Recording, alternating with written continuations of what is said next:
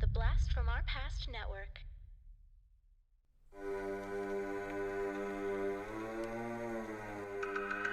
Podcasting After Dark presents TV Obscura, a deep dive into underrated and unknown television shows from our youth.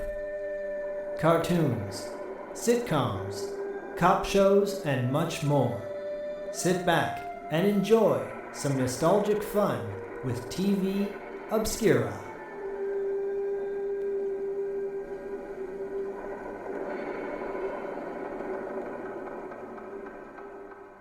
Big rips to Gordon Lightfoot today, by the way. He was a legend. That's a legend. Yeah, seriously. Sundown, you better take care if I find you've been creeping round my back stairs. I like Gordon Lightfoot, man. Gordon Lightfoot's amazing. Yeah. If I found my new love. That's a song I fucking dug. Sundown's a banger too. This guy could go. Keeping it all in. And his clothes drip. He's got serious drip. What's up, everybody? Meanwhile, Diallo's like standing there in his monitor. We can just see Diallo at his fucking desk. I have no idea. Star Trek I have desk. no idea. Who I the don't know fuck any. Gordon Lightfoot is. I don't know any Gordon Lightfoot songs. What? Come on. He's like, I'm just ready to talk about fucking Teen Wolf, man.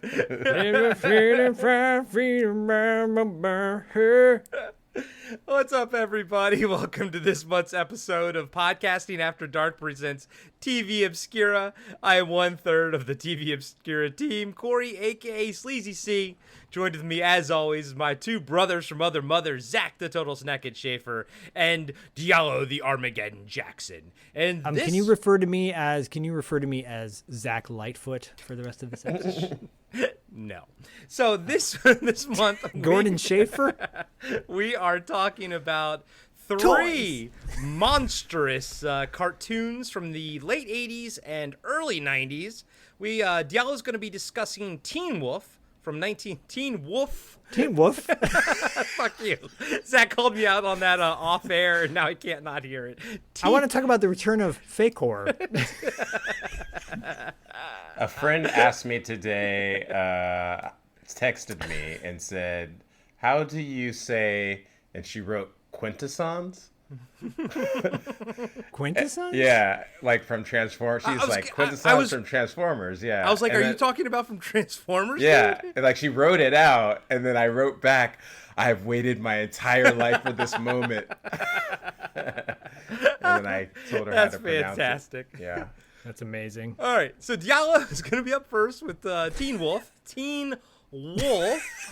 Woof. Woof. Then I'm going to be discussing Toxic Crusaders, 1991 to 93. Zach's going to be bringing us home with Monster Force, 1994. Zach has all of his Monster Force toys ready to rock and roll.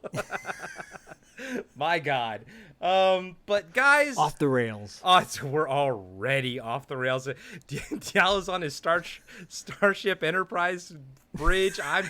I'm completely distracted by that. Zach is making his noises. I don't know what's happening. So you know what? Diallo, how's it going, buddy? How are things been since the last month since we've talked? Things have been going pretty, You're like always working, always moving forward. yeah. Work. Hello, boys. Living in a world of Battlestar Galactica. Yeah, Battlestars takes up my brain. Working on my little almost not secret project soon, and the rest of the time I'm on the couch. Well, guys and gals, get ready. When that not so secret project becomes not so secret officially, we will be promoting the hell out of it on our Instagram feed and everything. So keep an eye out for that. As Cameo would say, word up. Yeah, dude. By the way, Cameo is also the lead singer of Chunky A, Arsenio Hall. When you remember when Arsenio Hall had Chunky A? Yes. That was the guy from Cameo, was the singer. Okay. All right. Zach's coming in with all kinds of knowledge tonight. Yeah. Got my hair cut. Suddenly I'm like back in the game. Before we jump into everything, though, are we going to have Bodhi reviews for these? Oh, if you want the unfortunate review, sure. Oh man, he's only getting older, my man. He's only getting older. I will say he still has an affinity for certain things. I'll do that at the end of the show when we talk about territory marks. But as far as these cartoons are concerned, hoofa doofa. And I'm like, well, we just agree to disagree, don't we, Bodhi? Maybe in 30 years he'll circle back around and appreciate him again. He will. He didn't knock me for collecting toys at 18. So This is true.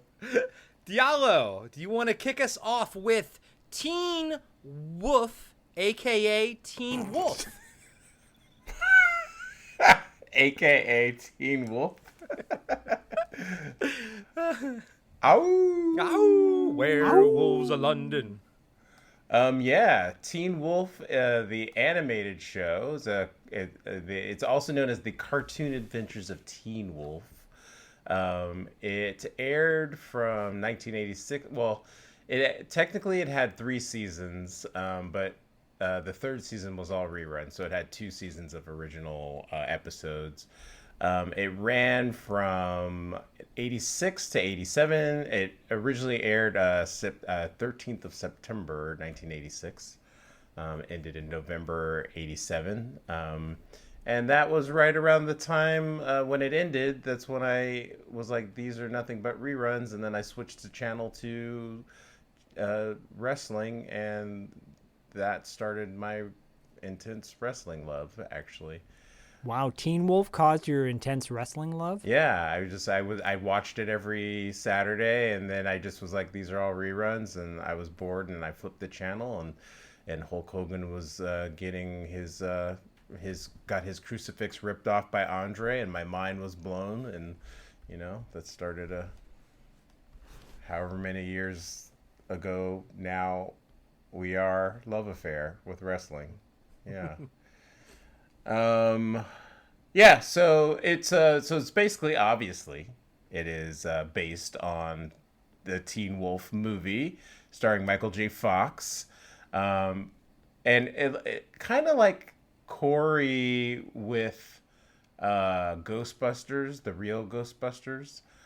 I sort of like, this is my version of Teen Wolf. Like, I obviously love the movie, but I feel like this show like fleshed it out a little bit more, and it had other characters that kind of like hold the canon space in my head rather than the movie. So basically it stars the character Scott Howard, who was the Michael J. Fox character, and he is like a version of him is the same as the movie, except the setup is a little bit different. So he, he's in high school. He wears a Letterman's jacket, even though he doesn't play sports or anything, which is kind of weird. But I guess he's identifiable as like that's his high school thing. And he actually spends a lot of it just kind of being an outsider, and his wolf identity is a secret. So his whole family is keeping their wolf identity secret. So that's a sort of a big difference from the movie, because it's all about him like being a wolf in public. That's funny because only Booth and Styles know who he is. Otherwise, kind of have to reset your brain whenever you watch it to take away the movie stuff. Yeah. And and especially for a cartoon, I think it works better. Like secret identities always like have a layer of inherent drama with them. So it started. So Scott Howard was voiced by Townsend Coleman. He actually he's done a ton of voices, but I think probably the most famous thing he's done was at least famous for us, is Teenage Mutant Ninja Turtles. He did the voice of Michelangelo. Did other voices on the show. He did, I guess Shredder, Krang. He was on Jim and the Holograms. He did Riot, the voice of Riot. Nice. And he was actually on The Tick also, which is one of my all-time favorite shows. Yeah, he played the Tick. He was the Tick. Yeah, he was the Tick. Yeah. So yeah, he was the voice of Scott Howard, and then And actually, I'm sorry to cut you off, but real quick, it's cool because he also reprised his voice as Michelangelo on that the new TMNT Shredder's Revenge video game that like just came out on PSN and Xbox like late last year. So it's like it's super new and it kind of has that old 8-bit sprite, style to it and everything. Okay. And I'll actually be cool. bringing up video games also on the Toxic Crusaders discussion as well. is that game sort of like that old school Turtles game, or is it like a new? It is inspired by the old school like Turtles in Time type of game, but it's like all new story, new graphics and everything like that. But it's hand drawn 2D, pixel style graphics and everything. It is stunning and it is so much fun to play. Oh, cool. I haven't played a turtle game in forever. But anyway, I'm feeling very turtley. might not turtle enough for the Turtle Club. turtle soup. Turtle. Turtle. The Yeah. method I've So discussed. his dad is actually it's interesting because he's voiced by James Hampton, who was his dad on the movie. So he's rest the in peace. only like kind of carryover from the original show. That's pretty awesome, though. Yeah. And then, Rupert Stiles. Stiles is voiced by Donnie Most, who we all know as Ralph Malph from Happy Days. Right. And also, he did Eric from, didn't he do Eric from Dungeons and Dragons? Sure did. Yeah. So he did the voice of Styles. And then this version also had in the original it was Scott and his dad, I believe. In this one actually he has a little sister named Lupe. I know, like, I have a friend named Lupe, but she's Hispanic, so I don't know where they got this from.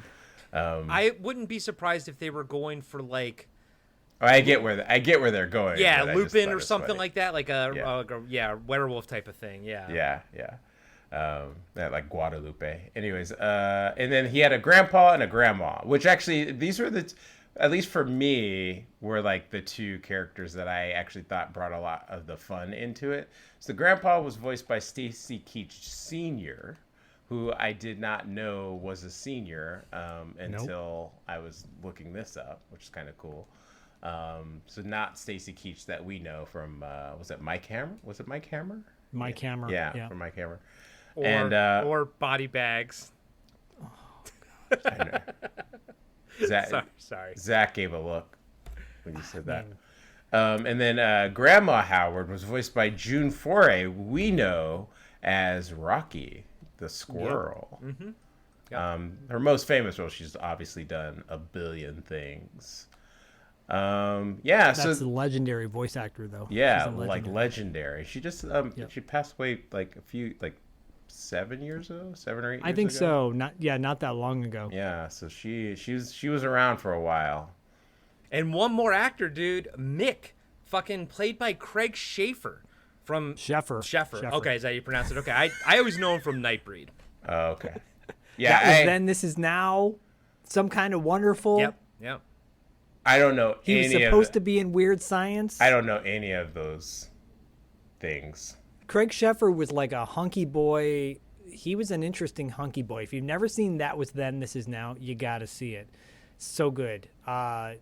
He was in A River Runs Through It, the Robert Redford movie across Brad Pitt. Yeah. And then, of course, like you said, Nightbreed. Craig Sheffer is I love that guy. He can do no wrong in my book. He was on One Tree Hill. And he was in I think a Snakes on a Plane sequel or Passenger 58. I don't know. Did you just say Passenger 58? I think he was in like Passenger 58. It was like a sequel to was a Passenger sequel? 58. I'm making that up. Yeah. I'm making that up. That's a brilliant though. Why did they never do that? But it's And then interesting he that said, always bet on Ace. It's interesting that he went on to do Teen Wolf. He was that was before Some Kind of Wonderful, because that was 1987, and he was on this from 86 to 87. For the 2 seasons. The 3rd season is, like Diallo said, syndication. Yeah. So it's interesting that he was kind of doing double duty at the time, I guess. Yeah, and I know that I think that was Then This Is Now, which he starred in, and he was the lead good guy in that. That came out in, I think, 85 or early 86. So, yeah, he was kind of hot. He played a villain in Some Kind of Wonderful. You know that, Corey. Yeah. He played like the main dick. Mm-hmm. Anyways, he doesn't sound like Craig.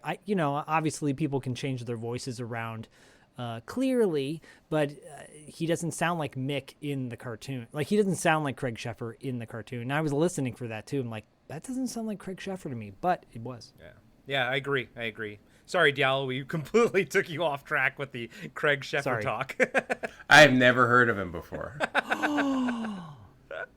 My God. Diallo, you have to see That Was Then, This Is Now. Diallo, you have to will see appreciate Nightbreed. Diallo. Diallo. You have to see Whenever people, you have to see Passenger 58. especially lately when people are telling me what I have to watch, I'm starting to get like, no, I get stubborn. Diallo, you have to watch Love Is Blind season 8. I completely subscribe to that, Diallo. When someone tells me you gotta watch Breaking Bad, I'm like, no, not gonna. Yeah, do no, like I'm overwhelmed as it is. I did, but Zach, you did a great point. I did fall down a Love Is Blind rabbit hole this past week, and that blew my brain to shreds. But anyway, Stay tuned for the Love Is Blind podcast. dude, I actually literally was watching that like, oh man, I have to do a podcast of this show. Crazy, it'd be great to do that every week. Anyway, yeah. So the show, I mean, again, I pretty religiously watched the show. In the cartoon, he kind of transformed into a wolf pretty frequently, and I think it was a lot of the times it was when he was like emotional or something like that, or out of control, he would turn into a wolf. They also had that, that whole obviously the full moon, he would turn into a wolf. They were just like, every episode was just shenanigans with his family, him at school, a lot of life lessons.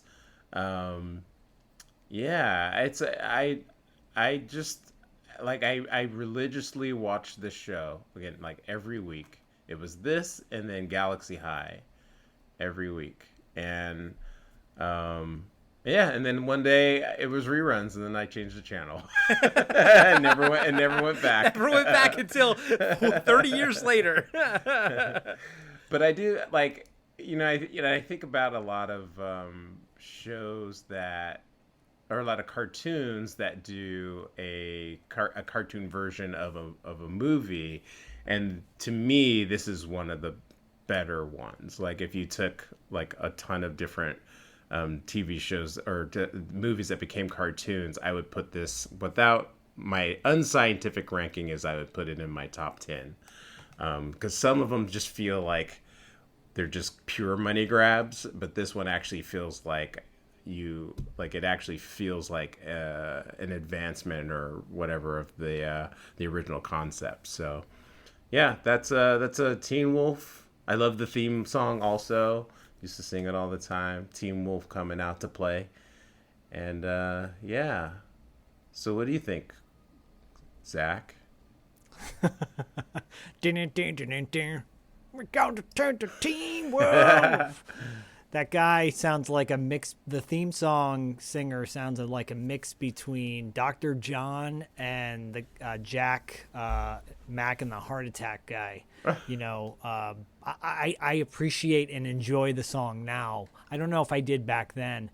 I wanted to watch Teen Wolf when I was a kid. I'm sure I missed it because back in 86 when we had VCRs, but we couldn't record multiple shows at the time, I probably wasn't watching it. I was watching something else that was, because it was on CBS, you said? Yeah, it was on CBS.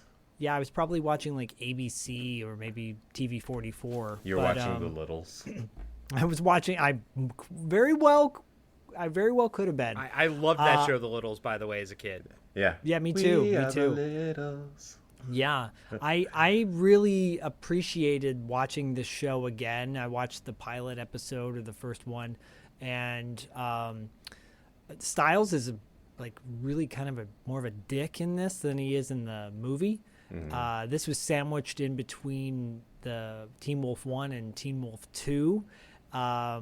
Teen Wolf 2, I think it would have been nice to see this progress into Teen Wolf 2 down the road. That would have been amazing, going to college or who knows what. I'm still perplexed how Boof, the name Boof, has become more relevant in the past 5 years than I think it was in the last 20 or 30.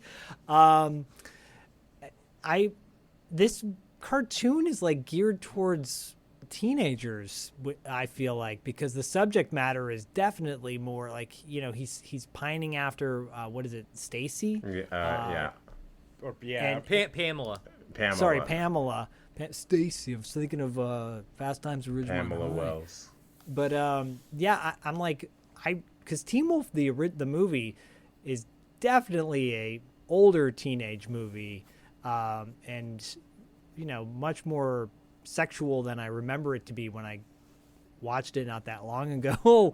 So this cartoon, I was like, oh, I could see teenagers being more into this than like younger kids, because the subject matter is more like aged up, I guess.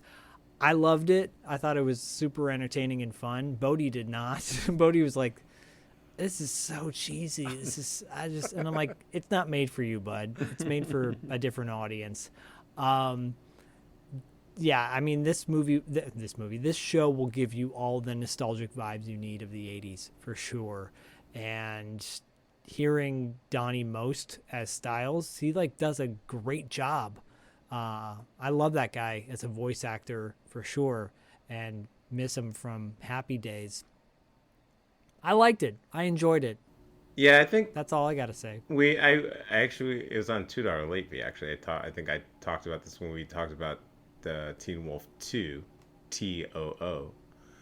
Yeah, And Teen Wolf 2, like too many Teen Wolves. yeah, and like I think the secret to one of the secrets to Teen Wolf is that you need a really strong Styles character. Yes. And Yeah. not No disrespect. yeah, I was about to say no disrespect to him. I don't think that was his fault. Like he literally had nothing in the script for him to do, and he did his best to try to actually make the character like stand out. But anyways, he said that in the interview. Yeah, but in this case, the Styles in this is he actually is a lot more abrasive. But I just think it helps the overall dynamic. It actually, I don't know, for some reason it just helps Scott feel like more relevant or likable because he has something to bounce off of a little bit stronger as opposed to that one particular movie. Even in the Teen Wolf remake, which I actually can't stand. But the Styles character was probably one of the strongest parts of the show. He's probably the best. He was the best actor too. But yeah. Well, wouldn't you say for the cartoon it's needed that Styles is more of like a semi-antagonist because it creates more tension, it creates more opportunities for story, right? And you know, down the road, whoa, shit, what's Styles is going to reveal, Scott's true identity, right? Oh, here we go again. Exactly. Like he starts the shenanigans. He's the one that like he's got the scam. He's got and Scott kind of gets pulled in and and then it gives them some conflict, something to resolve by the end of the episode. And again, I think they kind of started going that way with the Teen Wolf TOO. Yeah. But again, it just kind of like they didn't capitalize on it. It just kind of fell flat, and they didn't make it a part of the movie. So, yeah, I think Styles is just like it's funny. I think he's like a very important character to the Teen Wolf mythos. He sure is, and it reminded me that when you were a kid in the '80s, you got your friends sometimes were your enemies simply because you've known them since childhood. You knew them since you were 5, and you're like, well, we've been friends since we were 5. Were you really friends, or were you just neighbors, or your parents were friends and you guys were smashed together and you really are enemies? You know what I mean? So it just brought up an interesting dynamic. Personally, I was like, Isn't that where the term frenemies kind of started then? I think it did. I think we didn't know how to define it in the '80s, and now we do. So It's funny. That was one of my notes. I go, is Styles even his friend in this? he says he's his best friend I know. since childhood, And I thought that something. was sad. I know, me too.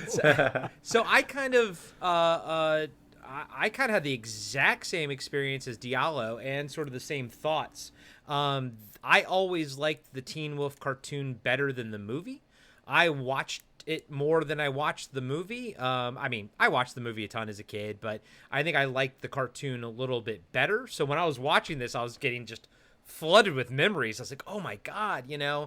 I like the stuff that they added. Diallo, like you said, the grandparents, the younger sister, they even like expanded out the town a bit, made it a bit more like werewolf centric. And I liked all of that. I liked all the stuff they added to it. I don't know, like I said, if I liked Styles, I'll take it back. I know I didn't care for Styles in this episode.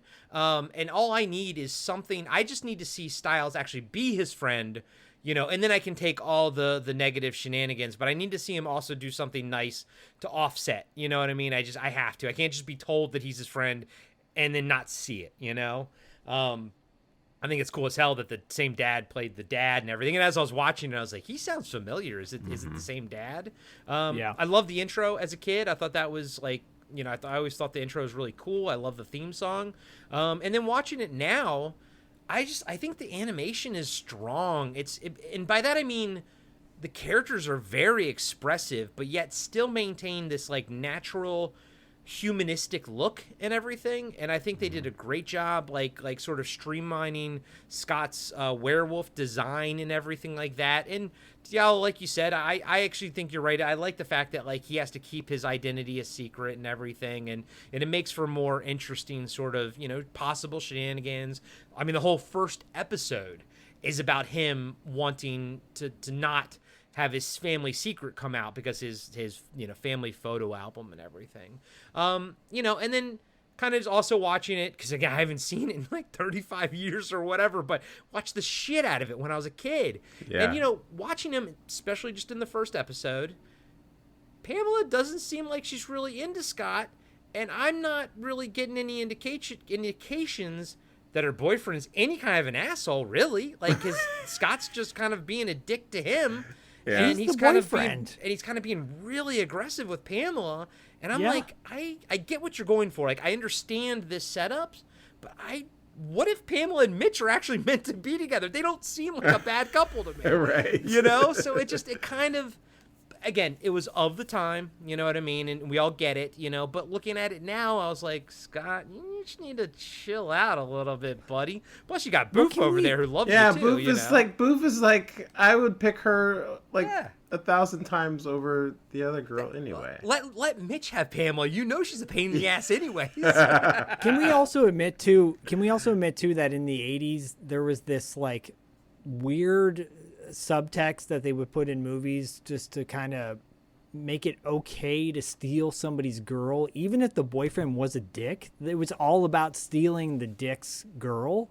That's not okay. Totally. It's because it treats the woman like that they don't have any agency of their own, essentially. You know what I mean? Yeah. And she's like, well, I'm just with this guy because he's the popular guy, blah, blah, blah. Again, want to reiterate, I only watched the first episode of Teen Wolf.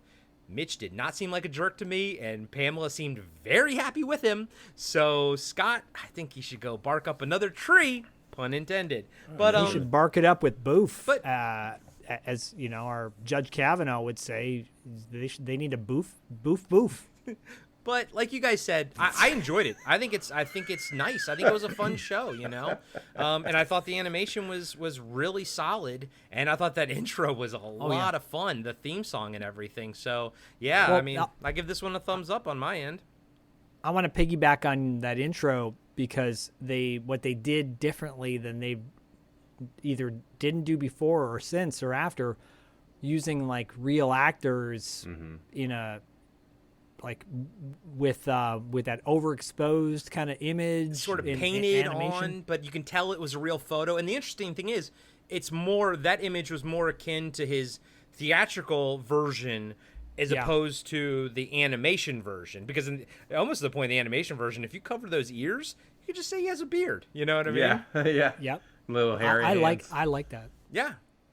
Yeah, me too. But yeah. I also wanted to point out too. Sorry, I also wanted to point out too that Shout Factory dropped the ball on this because a few years ago when they released the Blu-ray versions of Teen Wolf 1 and 2, they were supposed to release the animated version, and so they hyped it up, as a box set. They were going to release all three, and then suddenly it was gone. And they weren't responding to, Corey knows this very well, they weren't responding to any messages in regards to the box set. I was writing a lot of people were like, where's the animated series? Why is this not available? You guys said it was coming out, and now you're just not talking about it at all. Not talking about it doesn't really explain what happened. Well, the reality is there was a legal dispute. They lost the rights. They're not going to get them back. It's not coming out. But they could have easily said that, but they did not. They just kept their mouths shut, and we'll settle for YouTube, I suppose. Yeah, that's lame. I hate that, man. Just be honest at this point. Just be honest, and or don't make an announcement until you have the rights locked down. Word. Ugh, Jesus. But yeah, Word up. good fun cartoon though. I'm glad. Yeah, great fucking cartoon. Yeah, thanks, Diallo. I'm glad we came back to this one, man. Because, like I said, I used to watch this all the time as a kid, and I was sitting here just being like, having it flood me, Yeah, totally. Yeah, As it I was was a watching it. crazy big part of my, like I said, Saturday mornings, and even though I can't remember one episode, but I watched it religiously for a few years. Part of me was like, did they film this in Solvang? Is this Solvang, California?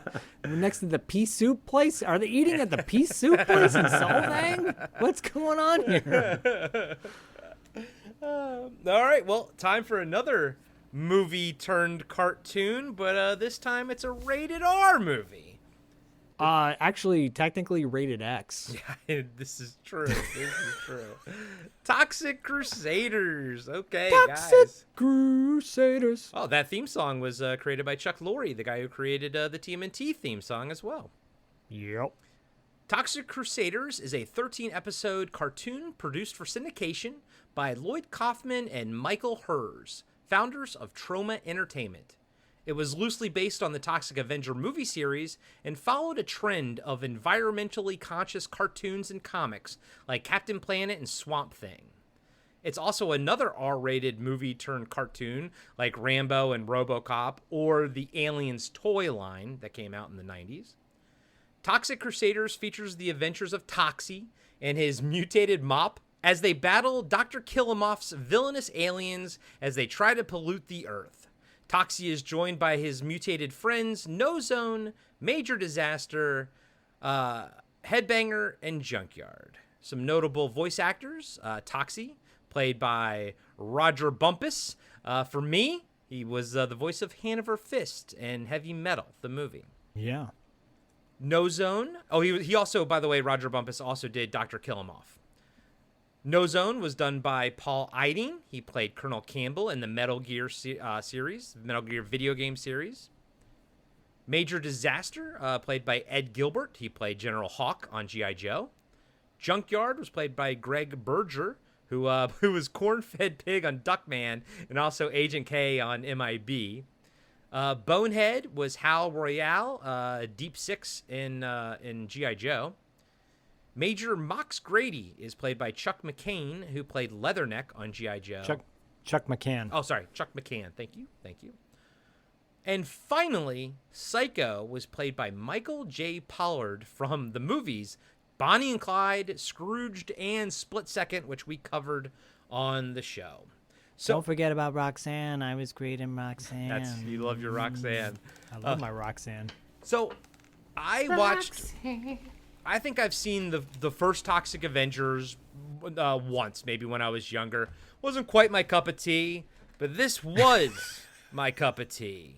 I watched the hell out of this cartoon, all 13 episodes, when I don't even remember when it popped up, but I remember watching it. I also read the comic book. I also had some of the toys, not as many as Zach did. But I also, and I remember the video game, but I don't think I played it. For me, the biggest thing, the sort of the draw to this was the character designs, especially the bad guys. I thought they were absolutely spectacular.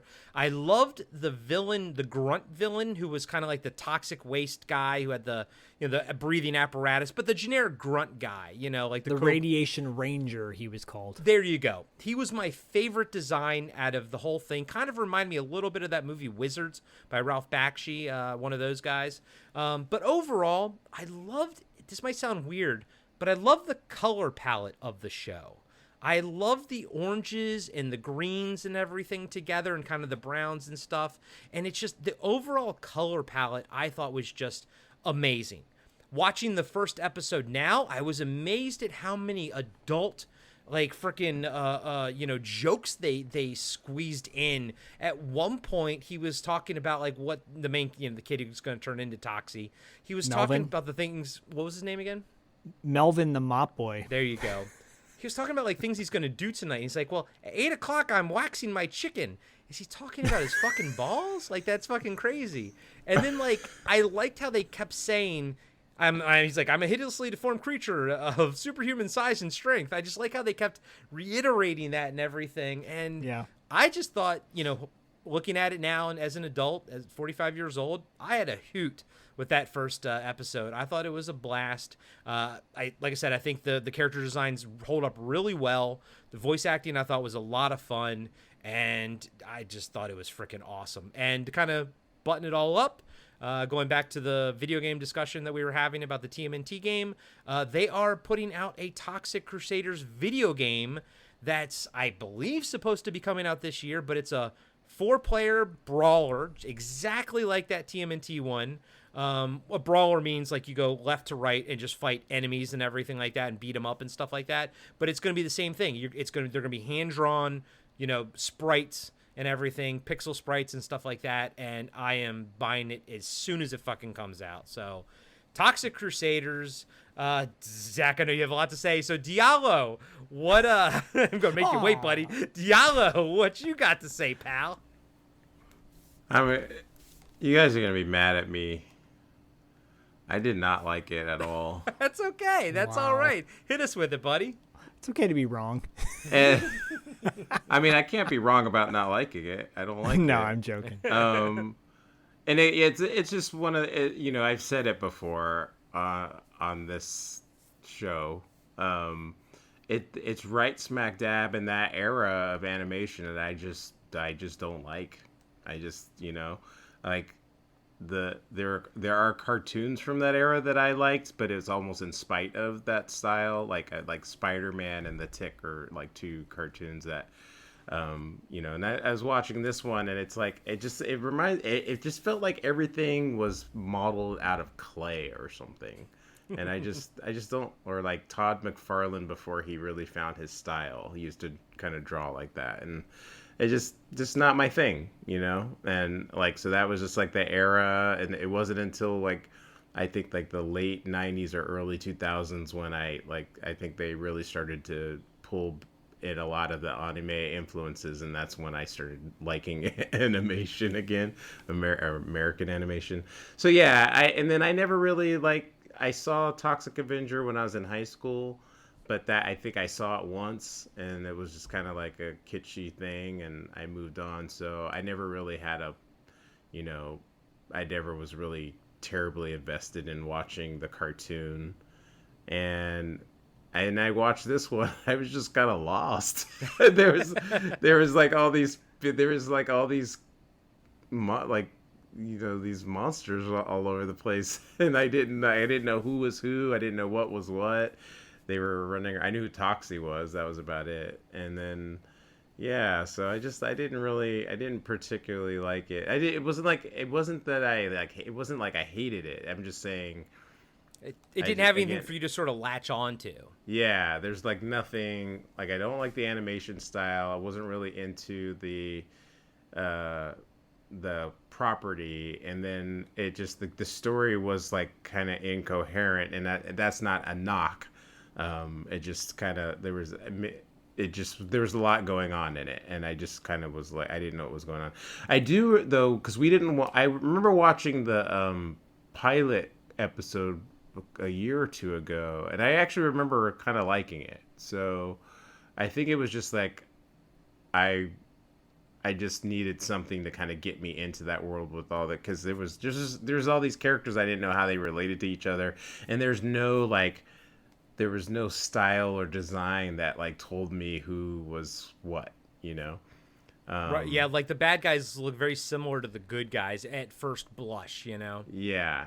So that's my toxic adventures. Well, it's funny because I think you and I have probably the same feelings about the movie. Like same way. I think I saw it once. I was like, I don't really get this. Not really. I was like, whatever. Yeah. But then I did like the cartoon. Now, I wonder though how much it was affected by that first issue of the comic book, with that Sam Keith did the cover and everything. He was still is one of my favorite comic book artists of all time. Mm-hmm. And I think the design of the characters here lend themselves very much to Sam Keith's art style and everything. But maybe, or I don't know, but I really was like, you know what, this is clicking with me for some reason, you know? Yeah, it was just in that era. I just wasn't watching a lot of. I mean, I was watching certain cartoons, but it just that early '90s, you know, I just wasn't. That just wasn't it for me. It was like, you know, Batman, and you know, a little bit later Superman, and like I guess if any, like the Fox Kids Saturday morning stuff, I guess, or I don't know, but I think you mentioned it. Like, I think we talked about that when we were talking about MIB, Men in Black cartoon. I think that's when we sort of started deciphering that Diallo's not a fan of those early to mid '90s cartoons. Yeah, and it's funny to me because it wasn't like back then. I never had this conscious thought of like, I don't like this animation style.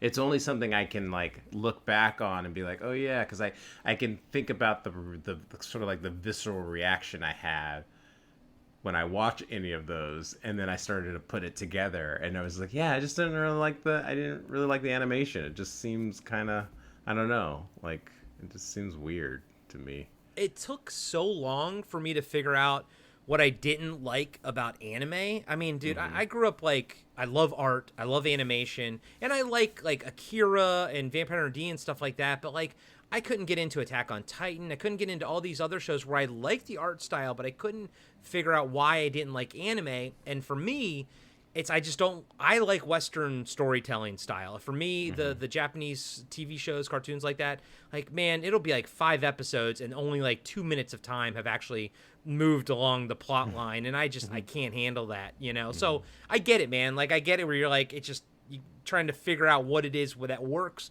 and what it is that like sort of doesn't work for you, you know? Yeah, and that era too is again it started to be more like the extreme, and I kind of was feeling that a little bit with this show where it just was like trying to go for that extreme gross out kind of vibe, and I just wasn't into it. But then you know, let's say I was watching Animaniacs and Tiny Toons right around that time. Yeah. You know, that's completely different animation style, you know. Yeah. So that's just kind of where I'm at with a lot of that stuff. So okay. Yeah. So now let's hear Zach when he's gonna pull out all his toys and he's gonna like defend everything. And now Zach, I know you have thoughts on the cartoon, but I do want to ask, have you watched the movie more than Diallo and I have? Have you seen the Well, are you ready for this? Yeah. He's like, I was in it. So for those of you that are Patreon patrons for $2 late fee, you'll know how big of a fan I am of Troma, or how big of a fan I was of Troma back in the day, because I actually have a Troma diploma from their community college, and I have because right around this time, Lloyd Kaufman, who is like a low rent shill of Roger Corman, God bless the guy, because he was able to take trash and profit off of it. So, I mean, Toxic Avenger was a staple in our house. We would watch. That was like a Friday night, get everybody together and watch this horribly, like, disgusting, semi X-rated horror film that borders on like softcore porn at times. and dudes getting together and laughing over, obscene shit. I've seen Toxic Avenger probably at least 10 times. I went to the 30th anniversary screening at the New Beverly, where Ron Jeremy was getting head in the alleyway after the movie was over. That's when I've heard that Ron Jeremy story before. I never knew what I've movie told it that a few was. times. Yeah, I've told I that didn't a know few it was times. the movie though that you saw. Yeah, and like I said, I have a trauma diploma. I have the trauma system. It was called the trauma system. If you go on YouTube and look for the trauma system, there was a infomercial where they were selling it late at night, next to Tony Robbins with his book, The Power Within. There was the trauma system. For $19.95, you could own a trauma diploma and a cassette tape of all their movie trailers and an autographed poster, which was autographed differently because I got two versions of it, and Lloyd Kaufman's signature looked different on both. So, which goes to tell me that he had some random person signing them. So I have an affinity for trauma, but I also have an affinity for Full Moon Entertainment. I have an affinity for like these kind of low rent B level production companies that were outside the box, churning out just bizarre stuff. Where Full Moon was paying an homage to the 1950s horror and sci-fi movies, Troma was like doing their own thing. And whether you like their content or not, you got to applaud the fact that they were trying something different and being innovative in their own way. I mean, they're an indie company when indie companies were not in fashion. They were a launch pad for directors, writers, actors to get their careers started when maybe no one wanted to give them the time of day. So I applaud that aspect of it. I don't know Lloyd Kaufman as a person. I don't know if he's sleazy. I don't know if he's as sleazy as he portrays himself to be. Uncle he might Lloyd. be the sweetest. Yeah, I mean, he might be the sweetest guy on the planet, but or he might not be. I don't know. What I do know is the man, like I said, he took shit and profited off it. So Toxic Avenger is probably their biggest franchise, and there's a remake coming out with Peter Dinklage and Kevin Bacon and Elijah Wood and this pretty A-level cast. This cartoon should never have been on television. It never should have been greenlit. The fact that I believe I saw it on Fox Kids originally when it came out. That's where I thought I saw it. And I watched all 13 just like you did, Corey. I hook, line, and sinker. I bought the board game. I have all the figures. I was obsessed with this because I think in my mind, because I was 14 at the time, 14 or 15, I was like, this shouldn't be on TV. And the fact that the pilot is essentially the original movie, which is even more crazy, that they take Melvin the Mop Boy, who is like this loser, and they call him a loser, and they call him a nerd, and the bullies are legit asshole bullies. They don't show what they did in the movie in this, but they get pretty damn close. So I'm watching this going, oh my God, they're like really recreating the movie. And he's melting. The guy falls into toxic waste and melts. I mean, that is bizarre and wild. So animation aside, like personally for me, I was like, I don't care if the animation's any good. This is just so bizarre. It makes me want to keep on watching it. Michael J. Pollard is so entertaining as Psycho because he's like stupid little one-liners, and there's so many one-liners throughout this whole thing where it's like whop, whop, whop throughout the whole thing. You can eye roll and be like, oh my God, this is so cheesy. Or you can go, oh my God, this is like, again, I can't believe they made this. And fucking props to Lloyd Kaufman, who does an intro to the VHS version that came out. or the DVD version. Yeah. And it's so creepy. Diallo texted us. He's like, I'm getting Gordon Jump vibes from different strokes from this. Yeah. And it's true. You're like, is this guy, how perverted is this guy? I mean, come on. Look at his movies. There's like a level of perversion there that just permeates throughout. But I think there's like something really funny and like endearing about it. Like, goddamn, good for you, man. So how well did the cartoon capture the movie's tone? Because, like I said, I haven't seen it probably since high school, the movie. And I know there weren't like aliens. Like the main bad guy in this is an alien. Dr. Killmoff? Yeah. He's like a cockroach. He's like a cockroach thing, which is cool. I mean, I like his design and everything, but there weren't aliens in the movie that I recall. So this is like 100% not accurate to the movie.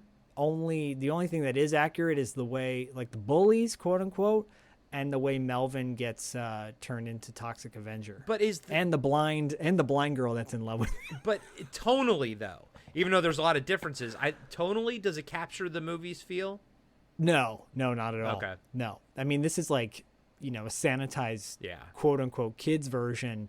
And it's so funny because I feel like the whole time I could see the writers in the room going, I can't believe we're making this shit. I can't believe we're doing this. This should not be a kid's cartoon or a video game or a comic book.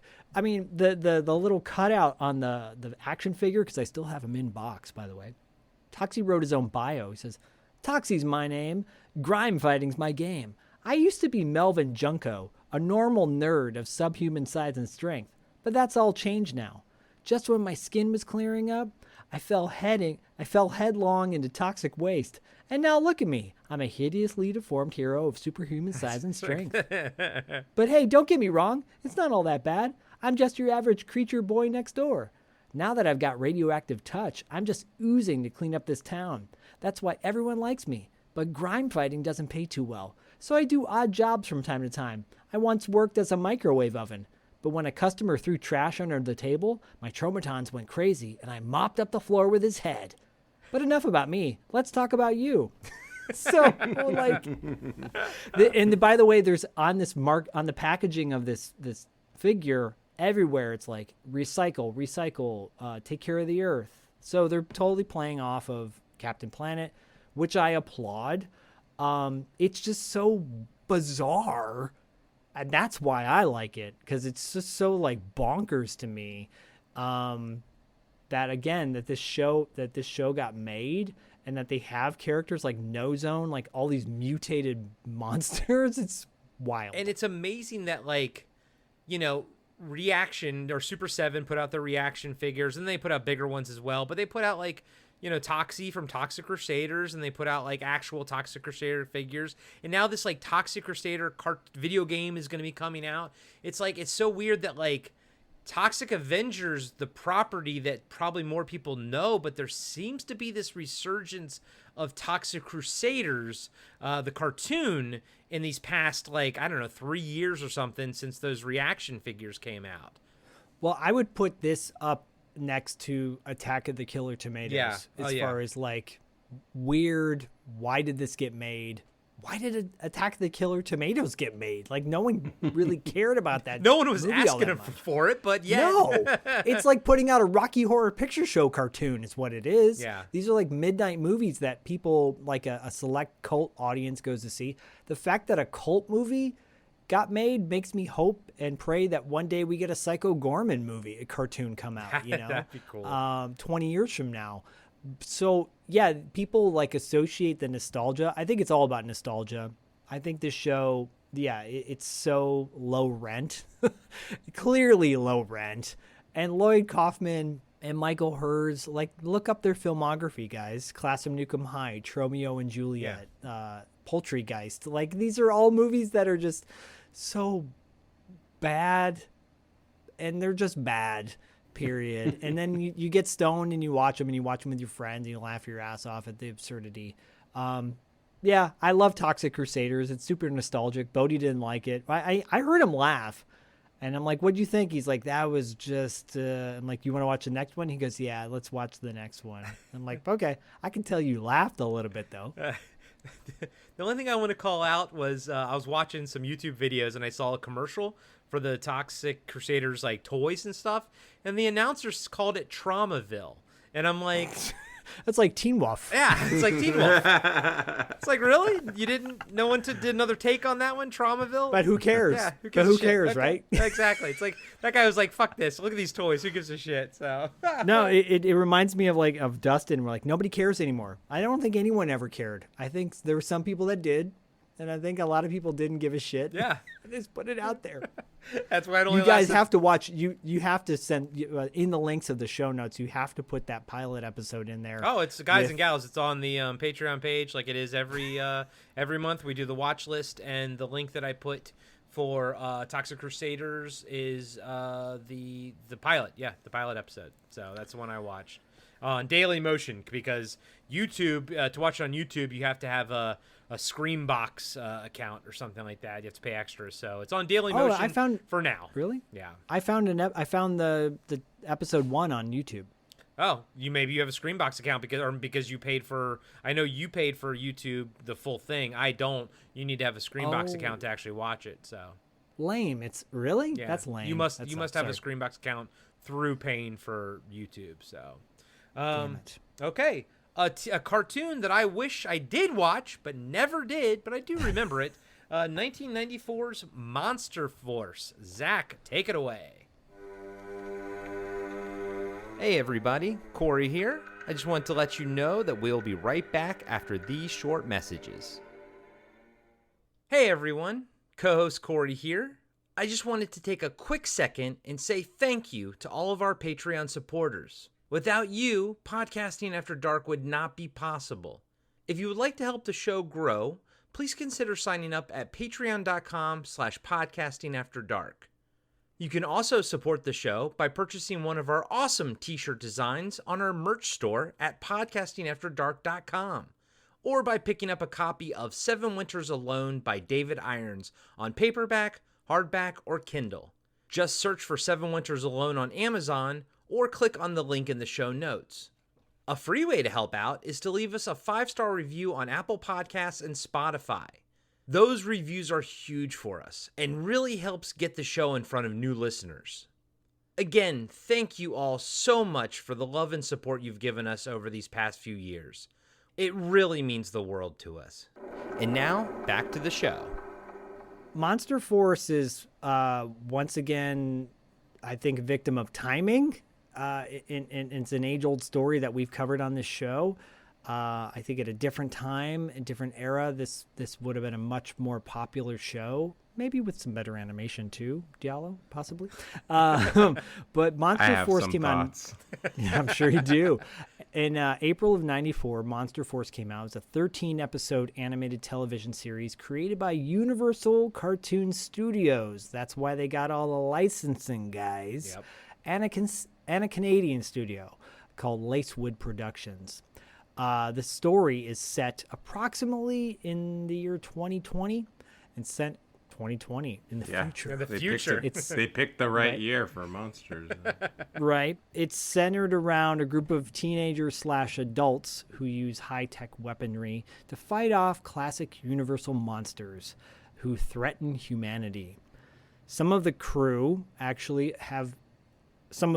in fact monsters themselves, including the Wolfman and Frankenstein. Call it right, the Wolfman. The Wolfman. The main character, Dr. Reed Crawley, alias Doc, who looks a little bit like Star-Lord from Guardians of the Galaxy, the movie, not the comic book, but the movie itself. If you look at him, he's like wearing a jacket like Star-Lord. The face mask is like Star-Lord. I'm just saying, maybe what's his face who made that movie took a little homage. Rip off. He is the lead scientist of this group. There's a total of 5 people with him. There's Luke Talbot, who is also a werewolf, who's fighting off the werewolf curse and trying to find the person who caused it so he can be turned back to normal. Luke Talbot also had the face of a boy, but the body of a man. Don't we all want that? Yes, we do. Trip Hansen is a competent martial artist. Confident. And by the way, his action figure sucks because I'll get to that in a second. Lance Magruder, voiced by David Hewlett. That's the only voice I'll shout out. David Hewlett is he's a Canadian actor, but if you've seen the movie The Cube, he was in that. Yep. He's been in a bunch of stuff. Yeah. Shelley Frank is also Shelley Frank, as in, what's the guy? Mary Shelley, Right. who authored Frankenstein. She's supposed to be a descendant of that author, allegedly, possibly. She's a psychic, and she's probably related in some way to Frankenstein. Frankenstein is in fact one of the good guys. But going back to Reed Crawley, he was scarred by Dracula, and he has like a psychic link, almost like a spidey sense. When he senses Dracula near him, the scar on his face lights up. All the characters on the show use EMAX suits, which are energized monster armored containment suits. It's basically a power suit that allows them to fight the forces of evil. The forces of evil are led by Dracula and his horde of Dracula women and zombies and his Renfield. You'll have popular characters like Creature from the Black Lagoon pop up for one episode.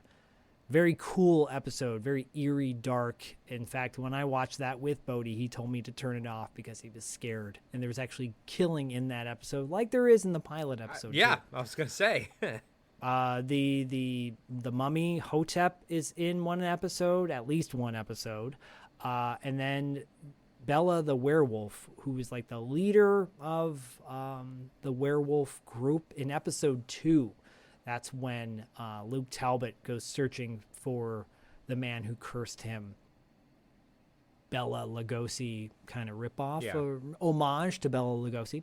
And then also the bride, Frankenstein Bride, is also in the series too. So this show focuses on this group, monster force hunting. They hop throughout the world with actual locations listed in the episode. The animation is not so good, but that's in my opinion, it's beside the point. It does its job, you know? Yeah, for me, this is like, what if the Monster Squad was grown up and they went on and they continued to be the Monster Squad? They would become the Monster Force. It's in my opinion, super badass. Like, the monsters are really scary, and Dracula is really scary. In the first episode, he tries to convince Luke to join forces with him, tries to hypnotize him, manipulate him. I don't want to spoil too much because I think people should watch it. I think this is actually a show that maybe people have forgotten about. I have the whole entire toy line. It came out in 94. I was 18. I didn't give a shit. I hid it under my bed. I hid it in my closet when my friends came over. But the toy line's really cool. They're like more playable McFarlane looking figures. The heroes themselves don't move around too much. Like I said, the Trip figure, he's got one arm out. He looks like a Heisman pose because he's got one arm that doesn't move. And you're like, that sucks. What does he do? Just holds people back the whole time? But the monsters themselves, the creature, the Frankenstein, Dracula, Wolfman, looks super cool. Dr. Crawley looks really cool. I hate that his name's Crawley and not Crowley. What's it? I know, and it really should be Van Helsing, and I'm surprised they didn't go down that route because he should be a descendant of Van Helsing. Zach, hold the green one, the green character up again. Yeah, so the creature from the Black Lagoon. Oh, that's the creature from the Black Lagoon? Okay. Yeah, he's all jacked up and buff. Yeah, he's freaking huge. Yeah, and it's a really cool, it's like beautifully sculpted and made. I think Playmates put this out. Playmates also did the Toxic Crusader figures. Yeah. Shout out to Playmate Toys. You know, they made the TMNT figures back in the day. They made a lot of cool toys. They were a nice competitor to Mattel and Kenner and Hasbro. But I loved Monster Force. I still do. It's got deaths. It's got a dark storyline. Frankenstein he's not an idiot. He's actually like just he's like Swamp Thing kind of. He's smart. And also, again, Frankenstein has a giant scar on the top of his head, whereas his brain was sewed in. So like, kids are like, oh, it's so cool. This is neat. No, it's also pretty freaky too. So it's understandable that this show was terrifying. Why it didn't last more than 13 episodes is beyond me. I feel like it easily could have been a 26 episode run, but it never did. It only made 13. The DVD was available for a while. I think you can find all the episodes on YouTube, but yeah, they're all on YouTube. I'll turn it over to you guys. I love Monster Force. Diallo, give us your thoughts. Oh man, this is I feel so bad. Nah, dude, it's okay. It's all good, man. It's all good. I just wasn't into it. I don't know, man. I mean, it's right in your. What's the opposite of sweet spot? It's right in the opposite of that. There's the animation part, which it was better than like Toxic Avengers, but it's still, I was watching it, and that's when I decided that era looked like clay figures or whatever. Just everything's all rounded and kind of not unproportioned and weird. But also it doesn't, and this is like just particular to me. This is not an indictment on the show at all, but like I've never really been a fan of like crossing genres for certain genres. So it's like monsters and sci-fi, just like I just don't like it. It just doesn't ping for me. And that's kind of what was going on here. And it was hard for me to like, I didn't know it was kind of, I didn't know, there was like too much. There was too much going on. There were like too many elements. It was like you had the armor, they had like press the button and they turned into things, and each one had a different thing. But that didn't really have anything to do with the monster hunting. There was no sort of like theme to the characters with the armor. And so it just seemed kind of random. Like I could have actually put that in another show and it could have still I still rolled with it. I didn't get like Frankenstein was with them, but then Dracula wasn't, but then the werewolf kind of was running around, and I was trying to figure out like what was kind of going on, and I didn't.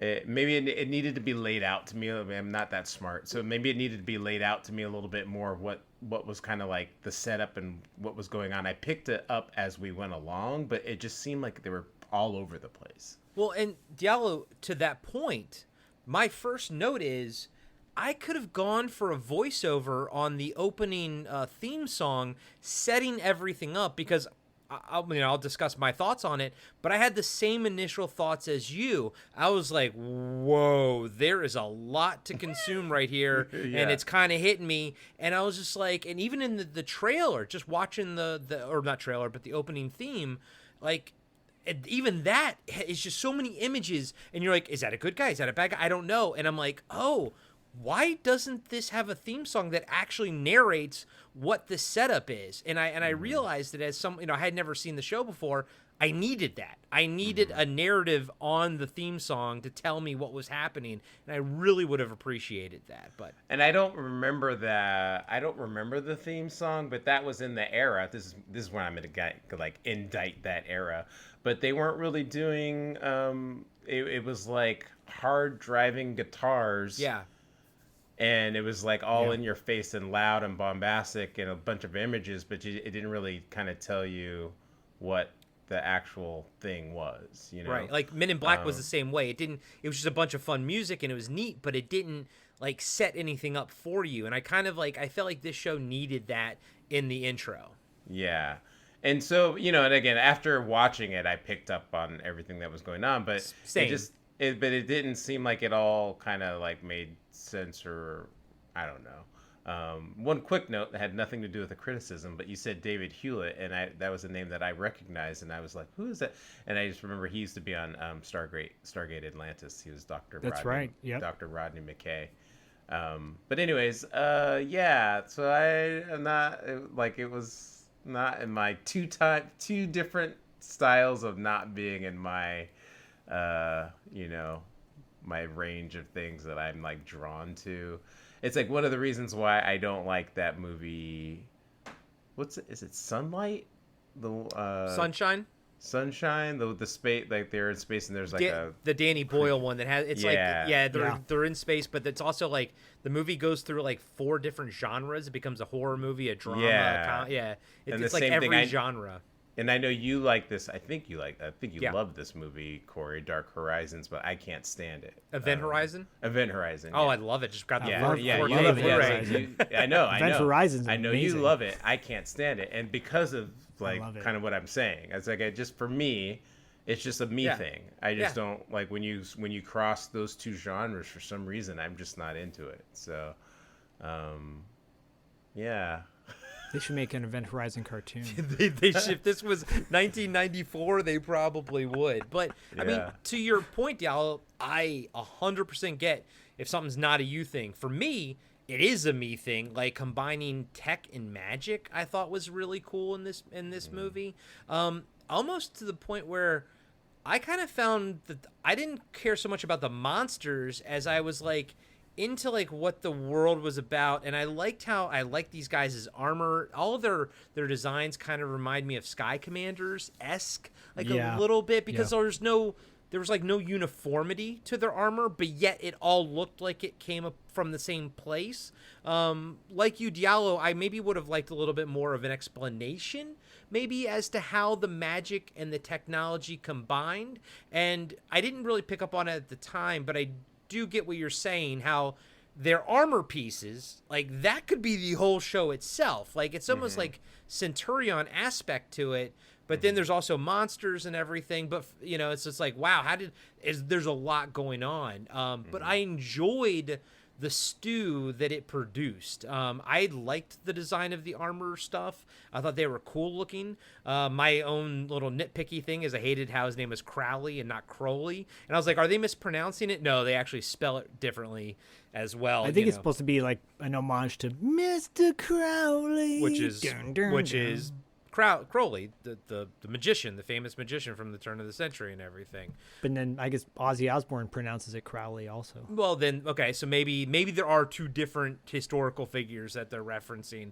But I personally liked the combination of tech and magic. I thought that was really neat, especially when they were like trying a magical spell that they didn't really know what was going to do in the first episode, and then it has its consequences and they kind of bring it back and everything like that. I thought that was kind of cool, but at the same time I'm also watching this and I'm like, man, if this came out in the 80s with the Dungeons and Dragons and the Satanic Panic and all this kind of stuff, I'd be like, parents would have a field day with this one, but it came out in 94, so that's fine.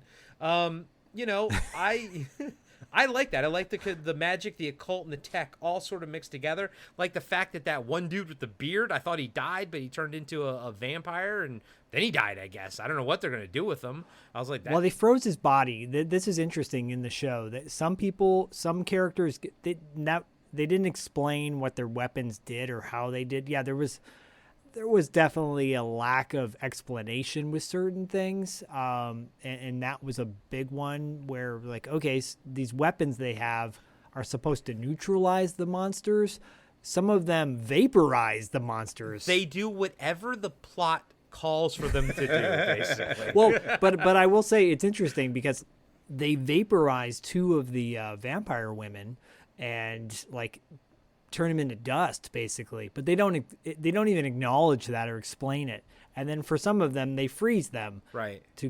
But yeah, it would have been nice. Just little things, like we'll keep them frozen in a stasis until we figure out a cure for this. So like the guy with the beard, he was like one of their, I guess, globe-trotting people that like they have like their little spies, the good guys. They have like kind of their little spies around, and they're like, oh no, one of our spies, got turned into a vampire, and they froze him, But yes, I needed that dialogue that said we're gonna keep him in stasis until we can reverse the verse it on him and everything.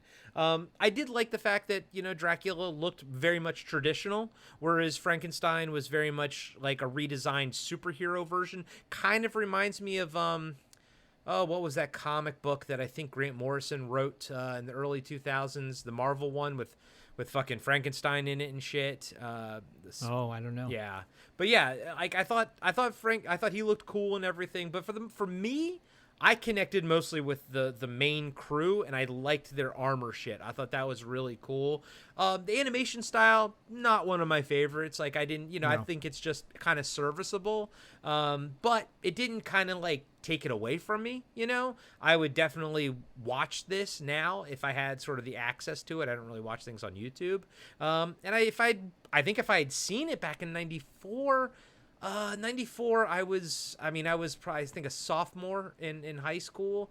I knew I was watching cartoons, and I had no beef with that. I don't know why I didn't see this one. You know what I mean? Like, I remember it being advertised, but I feel like it just disappeared, And Well, it did. It lasted 13 episodes, and I remember being excited to watch it because I felt like the subject matter was darker than what I was used to seeing on a kid's cartoon. Yeah, oh, for sure. I'm trying to remember exactly. I don't remember watching. I don't remember the specific time that I watched it, but the fact that it came out at a time when I maybe wasn't into cartoons, but yet it drew me back in. At least the figures did. The figures were so cool. Who put And those I always out? Was wanted- that Galoob, Mattel? Who was that? Playmates. That's right. Playmates you toys. said Yeah. it. Yeah. Okay. So I feel like it's a time when we all know, the three of us know, that the Saturday morning cartoons were starting to lose their luster. In fact, I think they died a few years into the future from this. I remember no more Saturday morning cartoons. It's all reality programming or live action stuff, and you're like, well, what happened? Fox Kids it was was- like the last thing that I think had them for a while, right? Yeah, Around, like I think around so. This time, yeah. They were showing like Pokemon and Dragon Ball Z, Or they would bring like Pokemon and Yu-Gi-Oh over and Warner and Brothers. Shit. Like yeah. Warner Brothers had their Saturday morning stuff, I think, too. But that was it. It was off of the major networks at that point. Yeah, you stopped seeing syndicated cartoons soon after this. So just the fact that it got made to begin with, I think, is cool. I think it's similar in a sense to Toxic Crusaders, that these shows got made, and people got hired to do them and got paid to do them, and it's forever. It's like record. We can go back and say, no, this was a show that existed, and how cool is that there was this opportunity that kids got to see what it would be like to go finally fucking hunt monsters for a change. So often we're like, in monster movies, it's the monsters that are hunting us, and we're just the victims.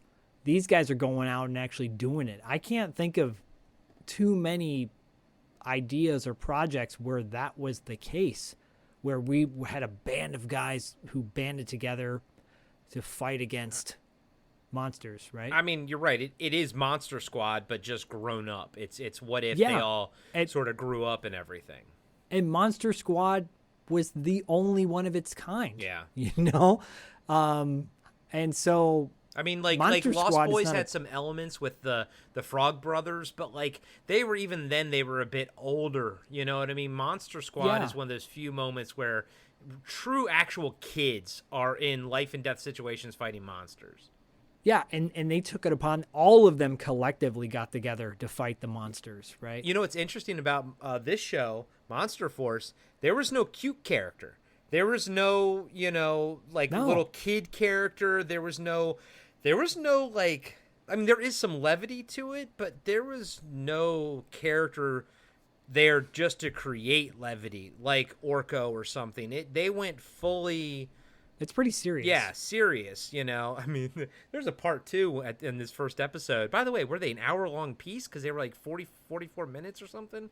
Is it an hour-long show? they're supposed to be 22 minutes. It's weird. It says 44 in the like little clip, but then you click on it and it's actually 22 minutes long. Okay. But then they follow up. I highly recommend, if you're going to watch this, watch the first episode 1 and then episode 2, because episode 2 follows up with Luke Talbot searching for the werewolf that cursed him. And it follows the fact that this was a Universal cartoon. You had full reign over the properties, right, of these monsters. How cool is that, by the way? Like, you know, monopolies aside, the fact that Universal has all these monsters, they're all Universal monsters. Yeah. Like, people say, you know, DC has this, Marvel has this. Universal continues to shoot itself in the foot and not produce a quality monster franchise. They because tried. They could. They tried. Right? There's They've tried so many times. thus and they've proving failed that there's so only one Kevin Feige out there in the world, you know. But how many times have they made a cartoon Right. one time? And they could easily do this now. This could be a Netflix show in a heartbeat, with taking this template and just improving upon it. Well, and the funny thing is, all three of these shows are technically cartoons based on movies, you know, except, you know, Teen Wolf and Toxic basically. Crusaders are more focused, but this is technically, they're based on the Universal monster movies. So this whole, They are. so this this episode of TV Obscura is fully themed in that regard. Diallo, final thoughts on all three, although I kind of have a feeling which one's going to be your favorite, but I mean, dude, it's your opinion, man. I got no beef with your opinion whatsoever, dude. Yeah, you know, obviously I loved Teen Wolf, and to me it holds up in terms of animation style and just how I think it expanded on the film franchise and made it a little bit more fleshed out and more fun, and it dropped the right elements in, like with the secret identity part, which I think makes it a little bit more compelling. Yeah, and then the other two, I just didn't really like Toxic. I mean, it's not that I don't think either of them's bad. That's not what I'm saying. It's just not my thing. You know what I mean? Like Toxic Avenger. Actually, I do remember watching the pilot. I think I said earlier. I remember watching the pilot of the cartoon, and I remember liking it more. And I think it's just because that episode probably centered me in the world. But that was like over a year ago, and I never really watched it after that. So watching this episode, I felt a little bit lost. There's so much going on. And then the same thing with Monster. I didn't actually remember. I've never heard of this show. That was something I didn't say. I had never heard of this show. I don't remember it being on. And so it was all new to me. So, yeah, I think it has a lot of cool elements. I just wish that they explained it more in a way that explaining would have made it more compelling for me as a viewer.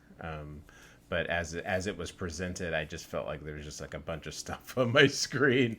People were running around and they were like shooting the vampire women like Ghostbusters, and then the girl transformed and her suit had wings, and I was just like, what's going on?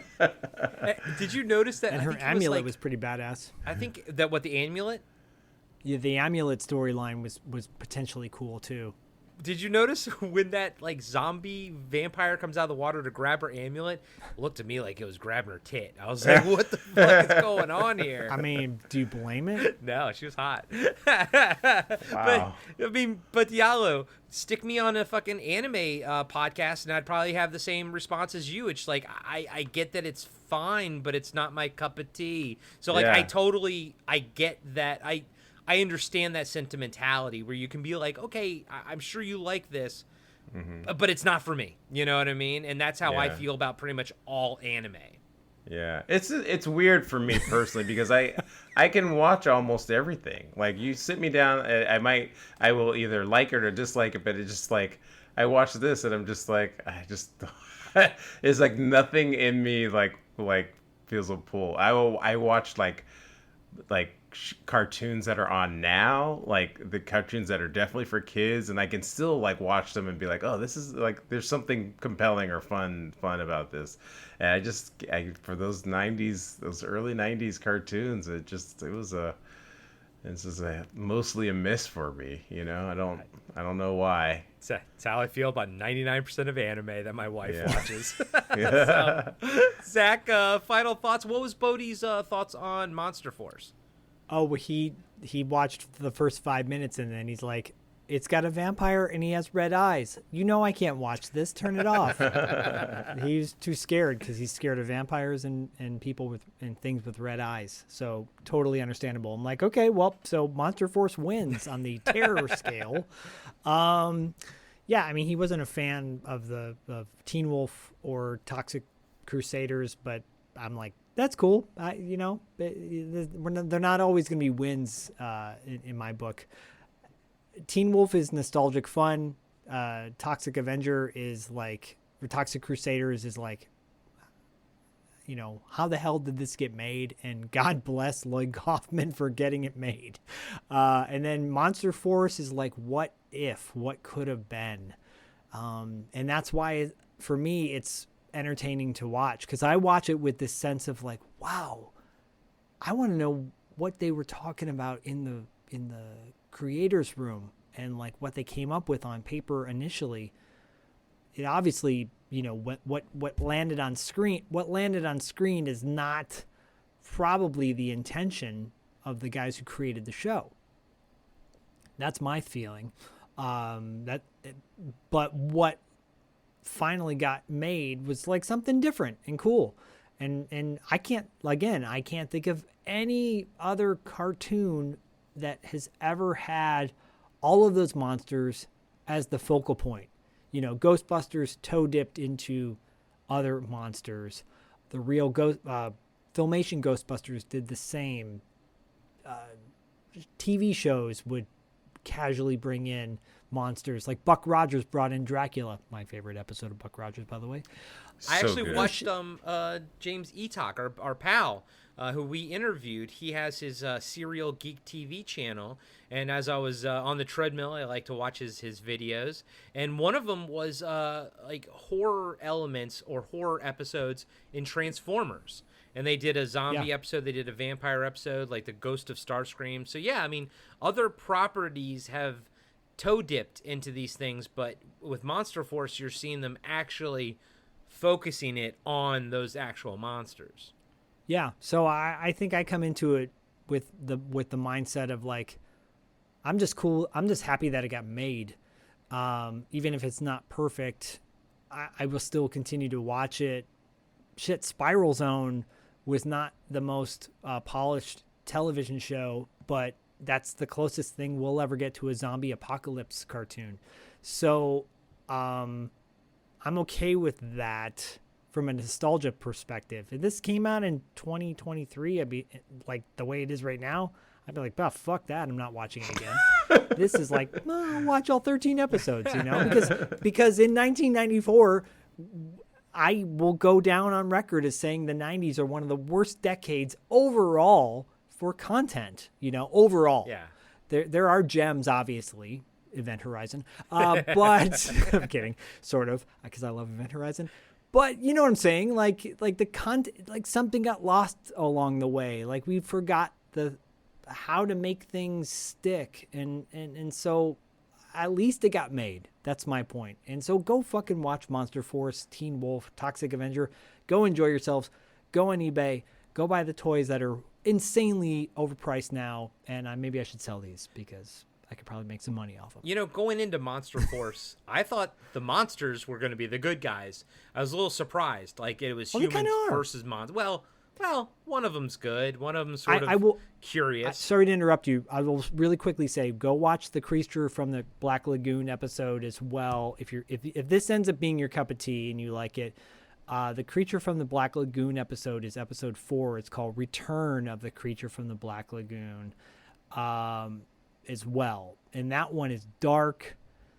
and he's kind of a good guy. Like, you're not sure if he's really a villain or not. But you find out that he did steroids, and that's why he's so jacked up, though. Well, yeah, he was hanging out with Hulk Hogan in Florida. Of course.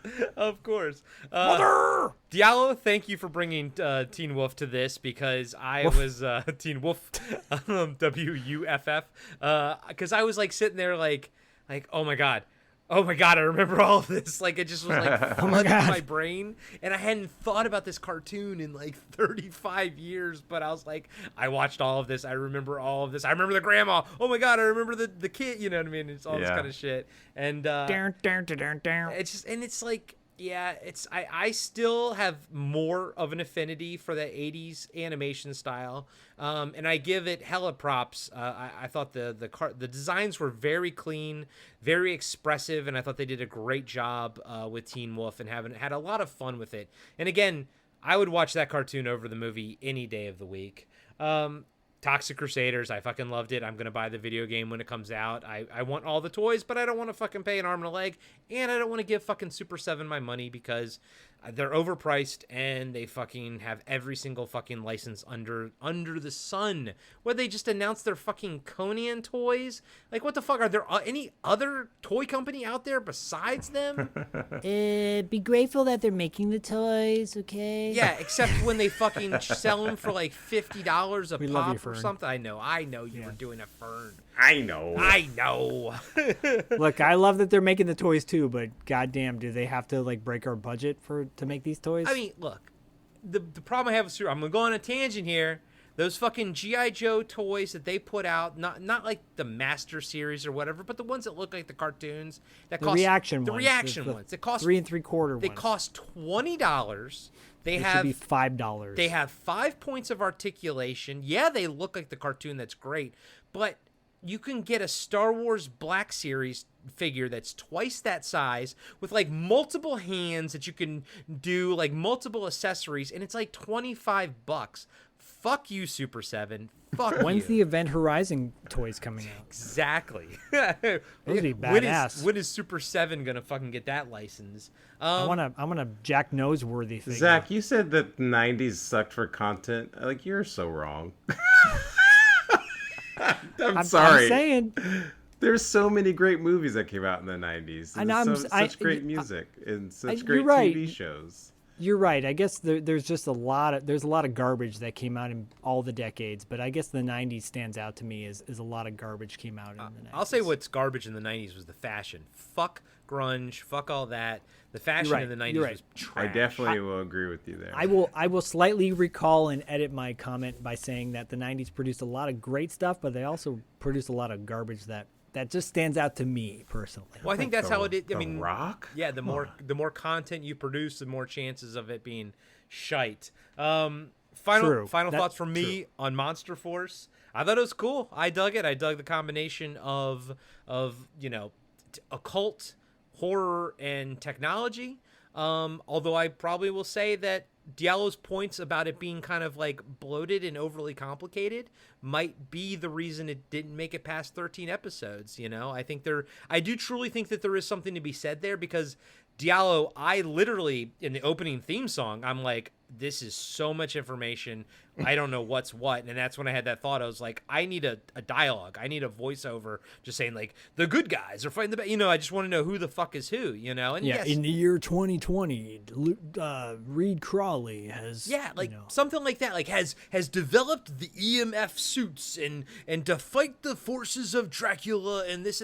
It's something. I just needed the world is being taken over by Dracula. Just a setup, a small setup. That was all. But I guess that's also the times, like we said, they didn't really do that much anymore, and that was more of like an '80s syndication thing. Although Teen Wolf didn't really have any kind of verbal setup, did it? It just had that cool ass song and everything. No, but that was 2 years after the movie. Yeah, everybody knew what Teen Wolf was though, right. So it's a little different. But Yeah. same thing with Ghostbusters. We all knew what Ghostbusters were, so they just had to walk down the street in a parade or however the cartoon opened. So When something hits the zeitgeist like those things do, yeah, you probably don't need a setup. But Monster Force, I think, could have used it. But overall, I had fun with it. I had fun with all three of these, and you kind of get a sense of how cartoons change when you watch these. Like we always sort of discuss when we have cartoons that span multiple eras and everything like that. It's also interesting to see how the format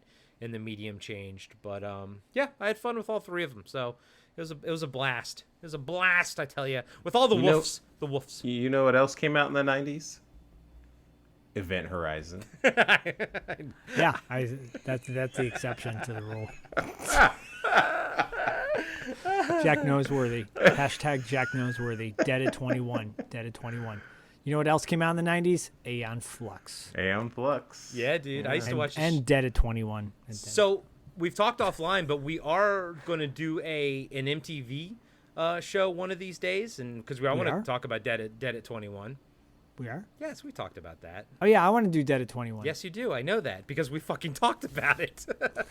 Wait, we did? God damn it. You and Can your I dad, can I do Road Rules in Real World where and talk about all the people that became political commentators and they're terrible? Oh, my God. Oh my God. Is that where they all went to? Yeah, we're gonna have fucking Judd from the San Francisco Real World. He's gonna be our guest on the show. Judd Winnick. Yeah. No, we're gonna have Puck. Oh yeah, fucking remember Puck. We're I gonna remember have Puck. Puck. I remember Puck. We're gonna have Puck. Everybody Fucking remembers. guy. Hey, does everybody remember me? Come on, who wants my autograph? Who wants your autograph? I did have a good segue to for Diallo to plug Galactica actually, but I forgot it and it's passed. So Diallo. Oh, so go for it. Diallo, can you just plug Galactica actually? Galactica actually is a podcast that covers Battlestar Galactica reimagining that did not come out in the 90s. It came out in 2003 was the first year of the miniseries. But anyways, yeah, I'm doing a weekly podcast. My co-host Jamie Smith, and we are going over episodes chronologically, week by week. I also have been watching some of the old OG Battlestar because as I'm watching the new one, and I just have these vague memories of 30 years ago. There's some episodes that stand out in my brain, but like I haven't really sat down to watch them. So I started watching those too, and I'm starting to make comparisons between the two shows, and I'm starting to develop a theory that both of those shows actually could exist in the same reality or same universe. So I like it still remains to be seen. We're going to keep going with it, but I'm just kind of gathering data as I move along. So well, I remember I used to watch that show as a kid. I loved the original Cylons. Yeah. I remember an episode was Starbuck on a planet was like a Wild West planet, and there was a Cylon that was like, yeah, there was it was like a sheriff. The Cylon was like a sheriff or something. Yeah, I think it was actually. Was it? I think it was actually Apollo. I can't remember. Okay, I just watched it. It's like the third, but yeah, he was called Red Eye, the Cylon. Yeah. Was the Cylon reprogrammed? Why was he a sheriff? I think he had crashed there before, and then this landowner kind of reprogrammed him and used him as his enforcer. So the Mandalorian just ripped this off completely then? With IG-11? Yeah, Mandalorian isn't like a terribly original show. And that's not I love The Mandalorian, like to death. But it pulls from so many... Yeah, it does. And I think it does it on purpose. Yeah, like it's like the High Plains Drifter deal, Man with No Name, what do you call it? Lone Wolf and Cub, like... Yep. All that stuff, but it just McQuaid. But just like with Quentin Tarantino, like they're kind of masterfully using all of these motifs and making something new out of it. So. Right. But anyways, that episode you mentioned, I just watched like a week or so ago, and I was like, man, this was terrible. It was like it was really bad. Like, I remember it, dude. I remember it so hardcore, man. Yeah. So, anyways, so doing Galactica actually, and we just finished season 1, so this week we're going to be recording the first episode of season 2, and yeah, Nice. that's and then of the course wrap. the big things coming that we will promote and announce when they are ready, when they're ready for the world. Yeah, that's like there are it's a cool thing. We have like a big there's like a very big creative entertainment person that's involved with it, that I was able to get them to contribute to it, and some of the people that are involved in being a part of it, and it's gonna be fun, and I can't wait to announce it, to unleash it, and yeah, I'm still doing the first Noel also. That's taken a little bit of backseat while I've been working on this other thing, but I'm gonna get back to that again. And yeah, the rest of the time I've been playing what do you got? The Last of Us Part 2. Oh, I know. And- I see you on Yeah, my I know. friends list. I actually meant to bring that up. I was like, have you seen me play that? Yes. lately? I Yeah. anytime I log on to PlayStation, I just check my friends, see what they're doing. Yeah, See, yeah, see what there's they're there's doing. Diallo played some Last of Us 2. I was like, oh, I've been like obsessed. I can't Yeah. I just can't stop playing it. It's My- like Myra's playing it right now too, and I haven't played it, so I don't know where she is, but I know she's pretty deep in it. So yeah, I actually have no idea how long it is or Yeah. anything. I don't know if I'm like still at the beginning or the middle or towards the end. I have no idea. I'm just playing it, and it's just so good. And I wanted to play it before the second season starts, course. but that's not going to happen for a year or two, I think. Well, so shit. Now with the writer's strike going on, who the fuck knows? yeah. Well, I just saw I went to screening Friday for Last of Us, and the showrunner and the Neil Druckmann, the writer, the game creator, was there, and they said that they're just now going into production, so they haven't even they're not even ready to start shooting yet. So yeah, so I think it'll be a little while, but they did say that it will be following the game pretty closely, and he said, take that for what you will. And then everyone gave weird looks to each other, and Yeah. then I was like, oh boy. Oh, you're like, I need to play it. I know. Yeah. Well, I was already playing it, but, Yeah. I was just but I was like, stuff goes down, so it's like, all right, this is going to be an interesting season. So Yeah, I walked in from taking out the trash or doing something, and when Myra was playing, and she was beside herself, and I was like, oh no. I was like, oh no. yeah. And I said, did X happen? And she looked at me with tears in her eyes and said yes. And I was like, oh my God, I was just guessing. Just kidding, yeah. I was just kidding. So anyways, we can talk real offline good. about that. We don't want to Yeah. spoil anything for people, but Zach, I know you just dropped a new episode of $2 Late Feed's Territory Marks. Your spin-off episode, or spin-off show, which is kind of like TV Obscura, but on the $2 late fee, you do Territory Marks. And I know you mentioned it last time, but give listeners another heads up as to what that is, since it's still pretty new.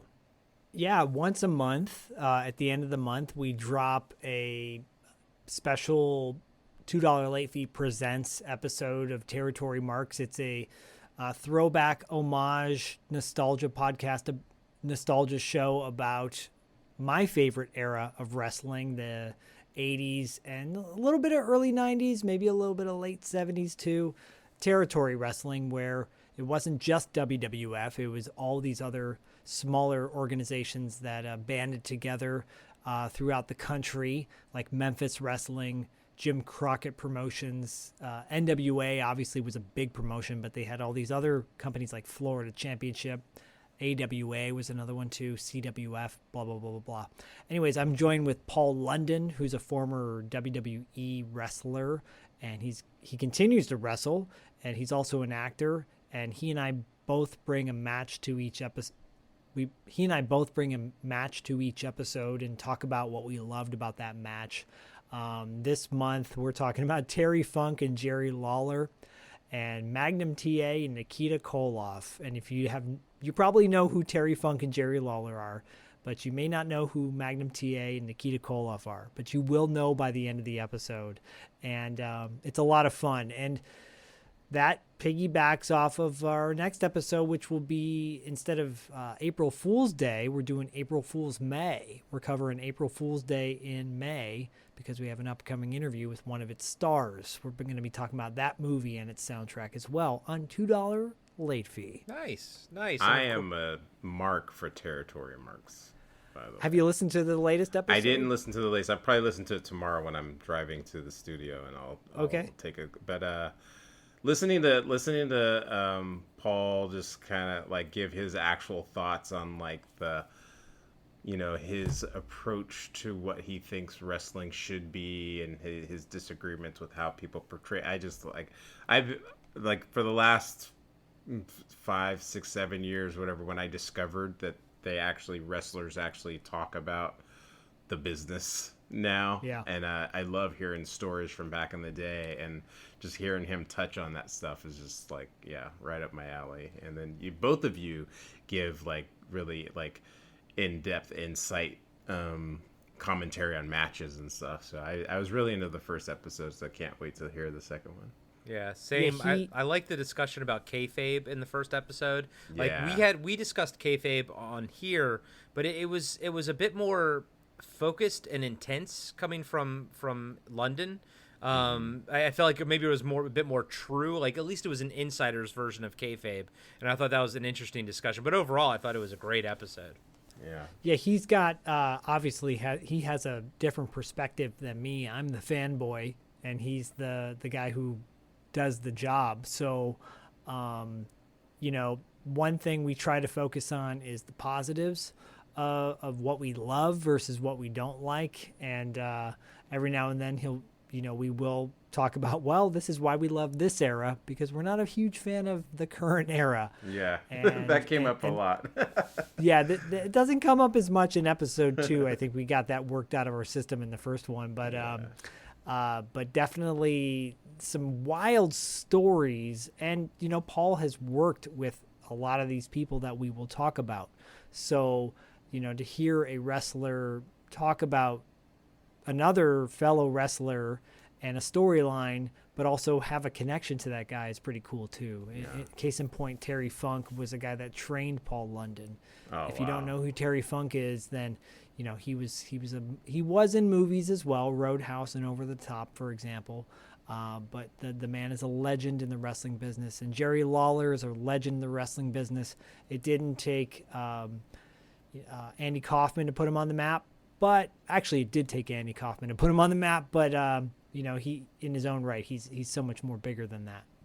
Zach knows I'm into it because I keep sending him TikToks of wrestling. Yeah. So I'm curious to hear you listen to this latest one, because there's some good stuff. And wrestling clips play really well on audio. So you'll hear these promos and these kind of commentary bits from the announcers. It's fun stuff. So check out Territory Marks, and there will be merch coming up soon. We're looking into stickers and koozies and T-shirts and whatnot. Get that merch out, baby. Man, Outside of TeePublic. So TeePublic takes 80%. No, 90%. How much is it, Corey? It's like 98% of your profits. Yeah, I think. it's most of it, but at the same time, the alternative is you have to keep the stock, yourself, Yeah. and I don't have any space here to keep a bunch of T-shirts or anything like that. So for now, I'm gonna do that with koozies and stickers though. So if people want to get koozies and stickers. Shit, I ain't got room for fucking boxes of koozie and stickers either, man. Shit. Maybe one day. If I got room to hold on to my Monster Force figures, then I've got room for some koozies and stickers. Yeah, you do. You also have a 3-story freaking apartment. Don't brag for me. Don't brag. All right, well, good times, guys. You can also check out Zach and I going through the entire John Carpenter catalog on the Carpenter Factor.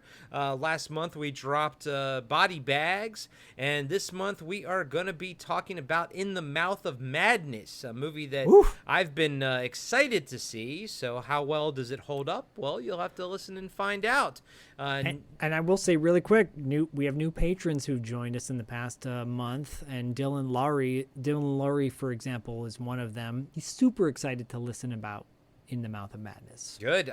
It's a fun episode. I still got to edit it, but we had a good time with it. Next month, which I guess we're going to be recording soon, is Village of the Damned, right? Damned. Village of the Damned. Yeah. Damn. Damn. So we're barreling towards the end of this year, which will That's a 90s conclude movie. with The Ward. Is the last movie that we have to watch, and I've never even seen it, never even heard of it until we started, plotting this whole thing out. So we'll see how things are going. But right now, Zach and I are pretty much balls deep in John Carpenter. Woohoo! Balls deep. It's a great place to be, baby. And I'm just going to let him talk, guys. He's keep on burying his talking own about grave. balls and woofs. And as always... I'm sorry.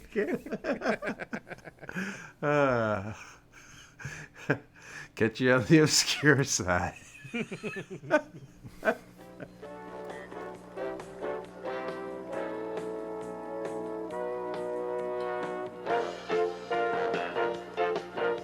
Be sure to subscribe to Podcasting After Dark and give us a 5-star rating on iTunes. Support Podcasting After Dark on Patreon. Follow us on Instagram and Facebook at Podcasting After Dark. And visit us next time for another installment of Podcasting After Dark with Corey Stevenson and Zach Schaefer.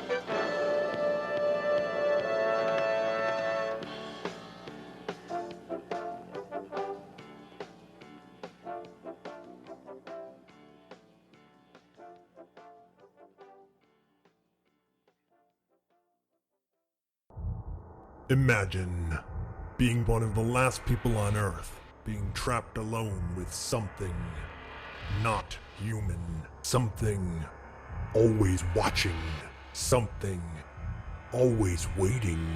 What would you do? Where would you run? Where would you hide if you were haunted for 7 winters alone?